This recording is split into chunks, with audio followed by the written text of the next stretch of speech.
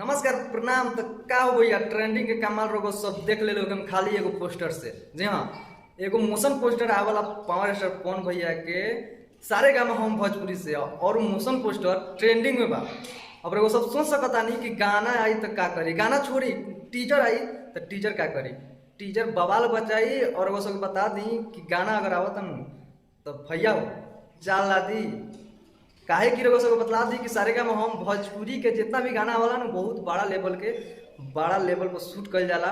वैसा वैसा गाना वाला तो पावर स्टार पवन भैया के गाना रहो सब देखले ओके बहुत सुपर डुपर हिट भे रहे जेकर नाम रहे लाल घाघरा। ओकरा बाद सारे का हम भोजपुरी से जौन गाना आवे वाला बा जौन गाना के टाइटल बा काशी में शिव शंकर जेकर मोशन पोस्टर रहो सब ट्रेंडिंग में देखता नहीं। ट्रेंडिंग में मोशन पोस्टर बा तो सोच सकता नहीं कि टीजर और गाना का करे। रघु सब बतला दी कि गाना ये सोमवार के पहले रविवार के कहली जरूर 100% आशा बा कि आई।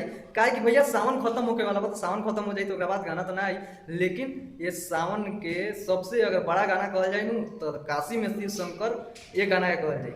काहे कि भाई टीजर पोस्टर जब ट्रेंडिंग में बा तो टीजर गाना का करे।